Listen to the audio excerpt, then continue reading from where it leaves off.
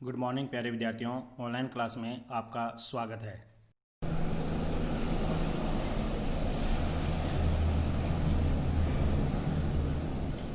हाँ तो प्यारे विद्यार्थियों, आज हम बात करेंगे आपका सेकेंड यूनिट का तीसरा अध्याय है न्यायपालिका।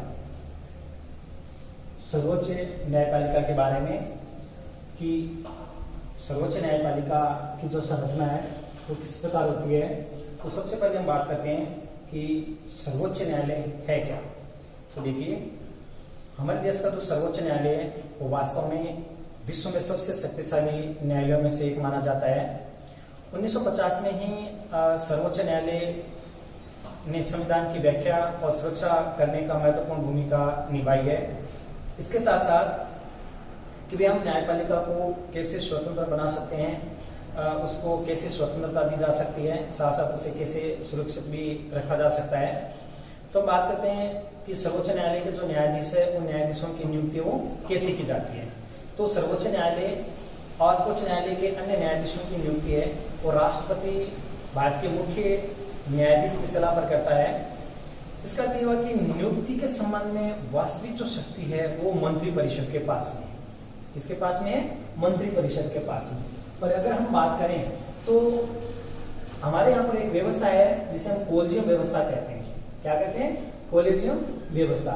इसके अंतर्गत अगर हम बात करें तो हमारे सर्वोच्च न्यायालय के जो मुख्य न्यायाधीश है वो और 4 अन्य वरिष्ठतम जो न्यायाधीश है वो राष्ट्रपति को कुछ नाम प्रस्तावित करते हैं और राष्ट्रपति उन्हीं नामों में से न्यायाधीश के रूप में नियुक्त करता है। इसे हम कोलेजियम व्यवस्था कहते हैं। तो इसमें एक सर्वोच्च न्यायालय के मुख्य न्यायाधीश होते हैं और 4 अन्य वरिष्ठ न्यायाधीश होते हैं। वो मिलकर के और कुछ नाम प्रस्तावित करके राष्ट्रपति के पास भेजते हैं और राष्ट्रपति उन्हीं के आधार पर न्यायाधीश के रूप में उनकी नियुक्ति वो करता है। लेकिन केंद्र सरकार ने इस प्रणाली में कुछ बदलाव करने के लिए 99 संविधान संशोधन 2014 को अधिसूचित किया, जिसमें राष्ट्रीय न्यायिक नियुक्ति आयोग कहा जाता है। यानी नरेंद्र मोदी जी की सरकार ने इसमें कुछ बदलाव लाने के लिए संविधान का 99 संविधान संशोधन अधिसूचित भी किया था, जिसे हम राष्ट्रीय न्यायिक नियुक्ति आयोग कहा जाता है, जिसका अध्यक्ष भारत का मुख्य न्यायाधीश होगा।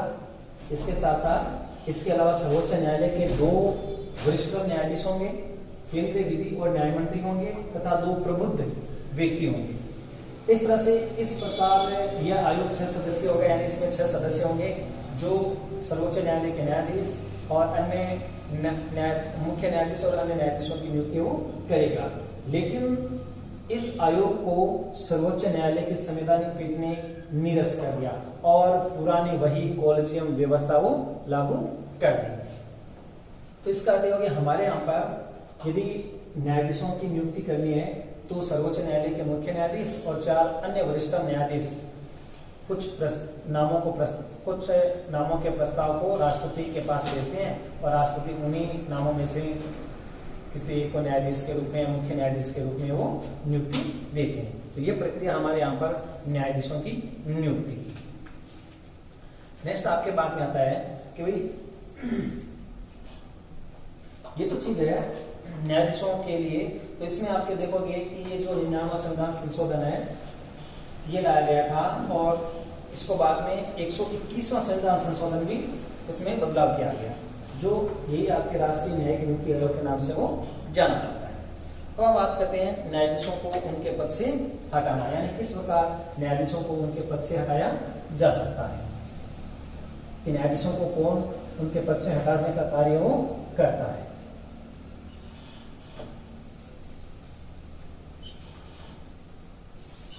जिस प्रकार न्यायाधीशों की नियुक्ति राष्ट्रपति करता है, यानी कि कार्यपालिका जिसे हम कहते हैं, लेकिन कार्यपालिका को न्यायाधीशों को हटाने का अधिकार नहीं दिया गया है।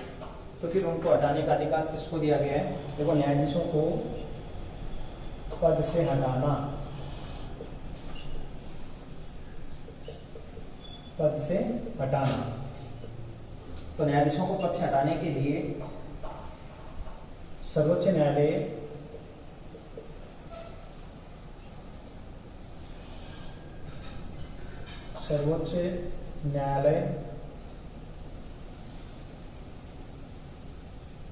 सर्वोच्च न्यायालय व अन्य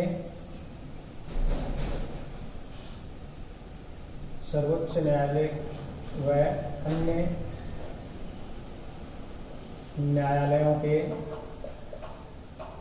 न्यायाधीशों को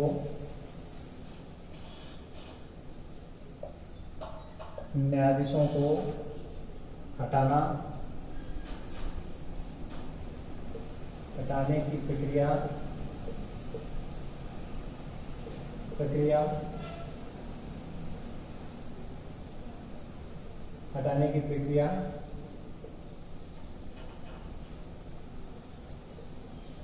कठिन है।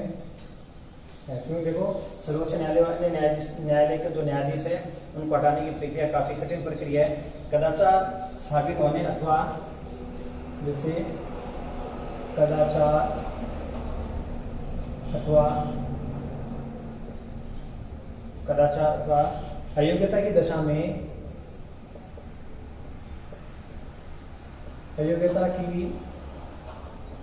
दशा में उन्हें पद से हटाया जा सकता है। उन्हें पद से हटाया जा सकता है।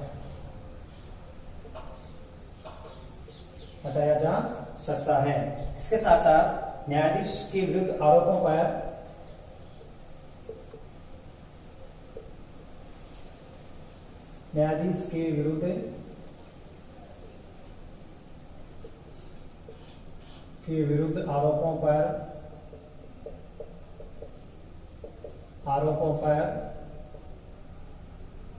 संसद के एक विशेष बहुमत की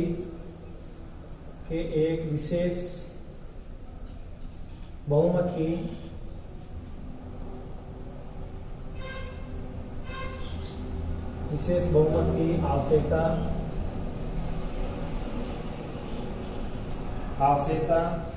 बहुत जरूरी है। इसके साथ साथ संसद सदस्य आम सहमति न हो तब तक किसी न्यायाधीश को नहीं हटाया जा सकता। देखो संसद सदस्यों की आम सहमति के बिना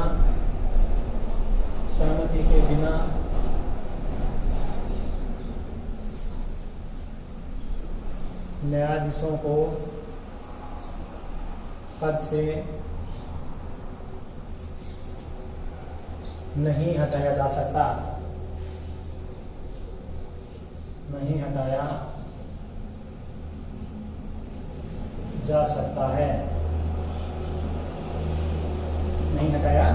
जा सकता। इसके साथ साथ दोषी सदस्यों ने प्रस्ताव के पक्ष में मत दिया हो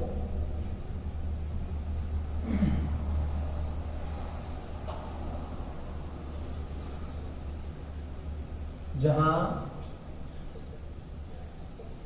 न्यायाधीशों की नियुक्ति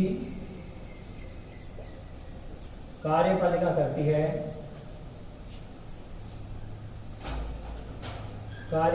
करती है, वहीं इनको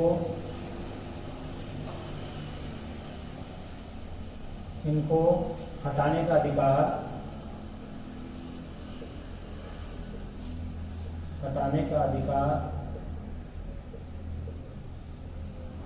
संसद को दिया गया है।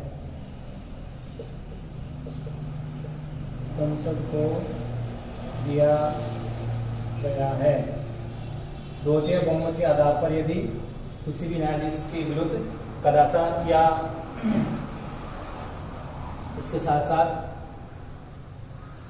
अन्य प्रकार से अयोग्यता की दशा हो तो संसद में महाभियोग की प्रक्रिया लगाई जा सकती है और वो किसी भी सदन में प्रस्तावित की जा सकती है।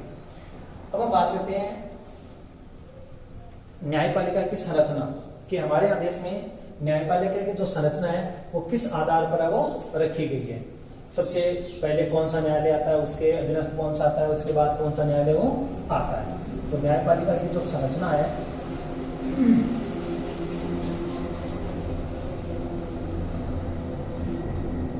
बात करते हैं न्यायपालिका की संरचना।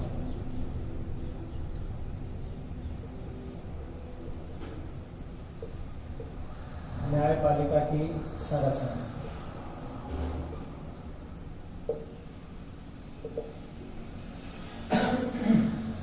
हमारे यहाँ पर एकीकृत न्यायिक व्यवस्था की स्थापना वो की गई है। देखो भारतीय संविधान में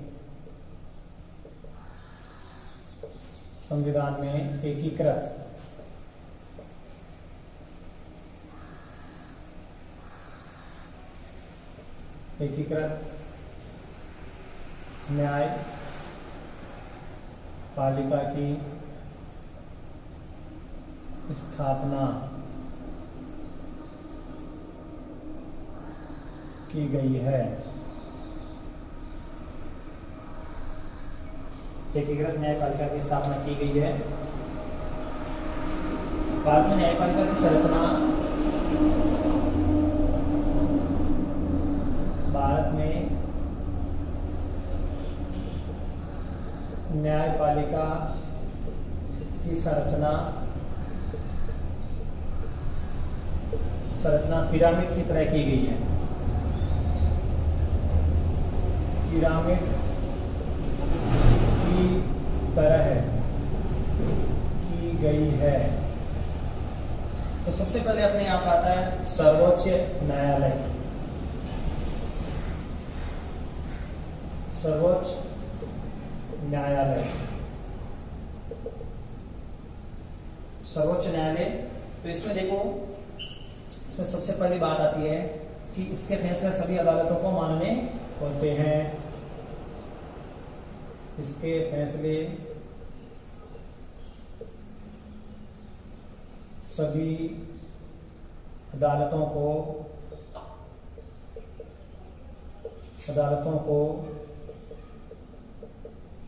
मानने होते हैं। इसके बाद दूसरी बात यह आती है कि उच्च न्यायालय के न्यायाधीशों का तबादला कर सकता है। उच्च न्यायालय के न्यायाधीशों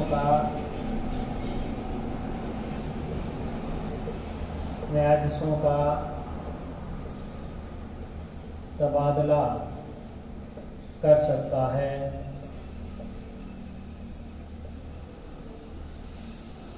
इस तरह की किसी अदालत का मुकदमा अपने पास मंगवा सकता है। किसी अदालत का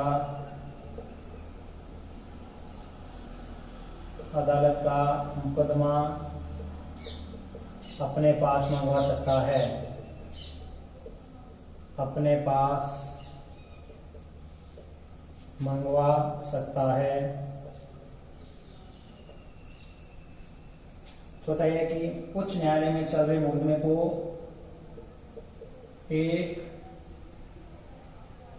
उच्च न्यायालय में चल रहे मुकदमे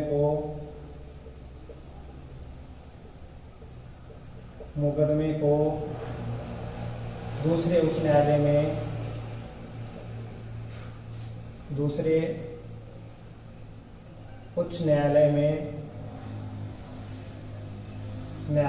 भेज सकता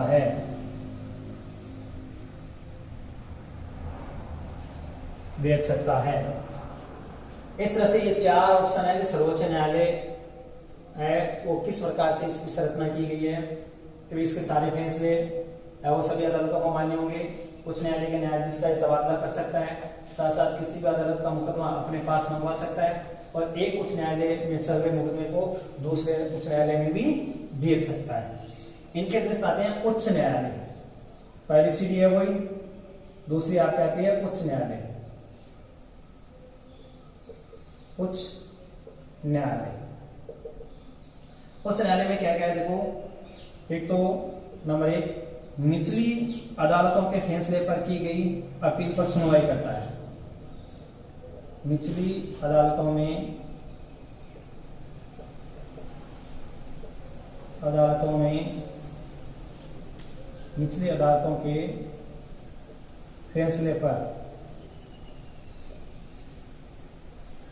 के फैसले पर की गई अपील पर सुनवाई करता है।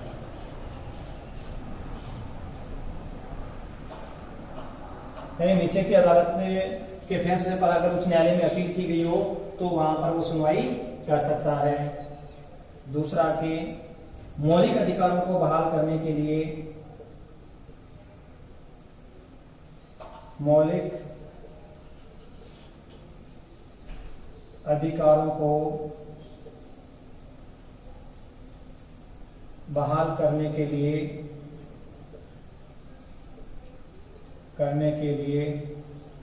रिट जारी करता है।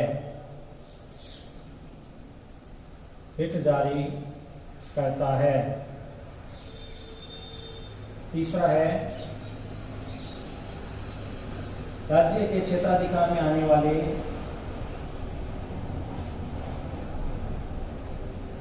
राज्य क्षेत्राधिकार में आने वाले मामलों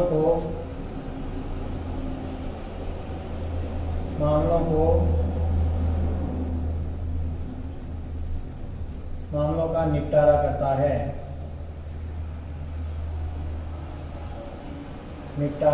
है। और चौथा आपके अपने अधीनस्थ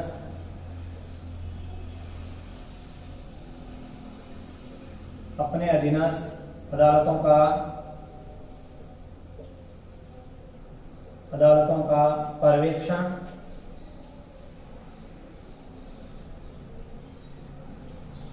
का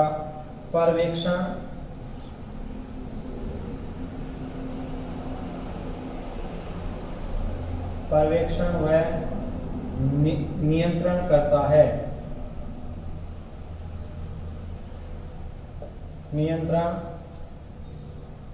है। ये सबसे ऊपर सर्वोच्च न्यायालय, उसके बाद उच्च न्यायालय। उच्च न्यायालय निचली अदालतों के फैसलों पर की गई अपील पर वो सुनवाई कर सकता है। साथ साथ मौलिक अधिकारों को बहाल करने के लिए रिट जारी करता है।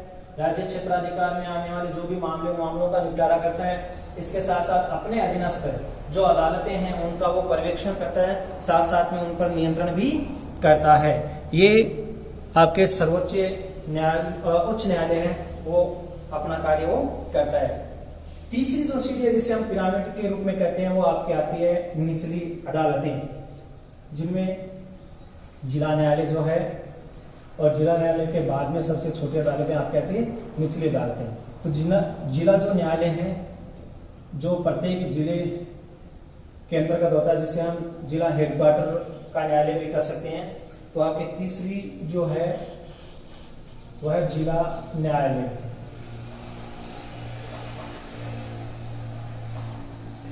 जिला न्यायालय यहां देखिए जिले में दायर मुकदमों की सुनवाई करते हैं। सबसे पहली बात,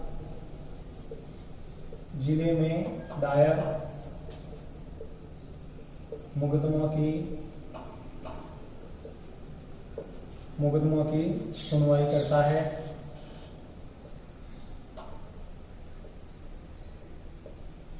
जिले में जो भी दायर मुकदमे होते हैं निचली अदालतों के फैसलों पर की गई अपील की सुनवाई करता है। दूसरा,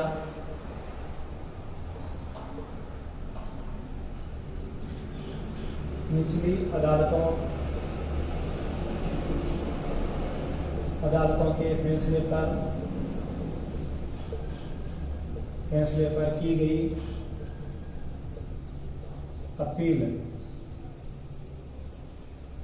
पर सुनवाई करता है।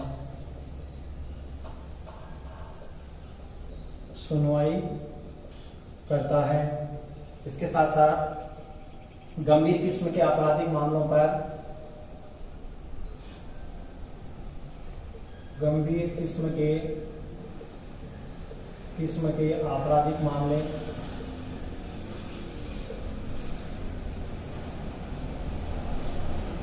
आपराधिक मामलों पर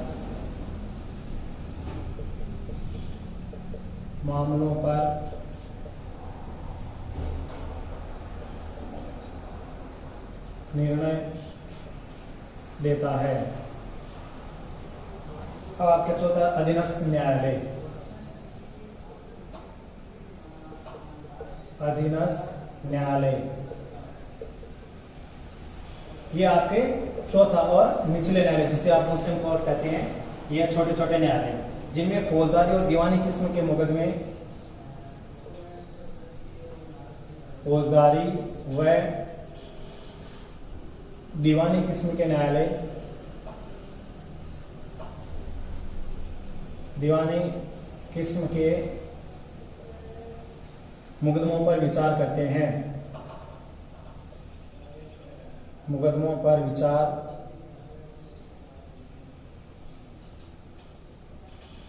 करते हैं। ये जो अधीनस्थ न्यायालय है, फौजदारी व दीवानी किस्म के जो मुकदमे होते हैं उन्हीं पर ये विचार किया जाता है। इस तरह से ये आपके पिरामिड की श्रेणी में अपने न्यायालय की जो संरचना है, सबसे पहले सर्वोच्च न्यायालय आता है, उसके बाद उच्च न्यायालय आता है, फिर जिला न्यायालय और सबसे अंतिम आता आपके अधीनस्थ न्यायालय। तो ये न्यायालयों की श्रेणियां हैं, अपने यहाँ पर विभाजित की गई है कि किस प्रकार न्यायालय की संरचना हो या श्रेणियों में विभक्त वो किया गया है।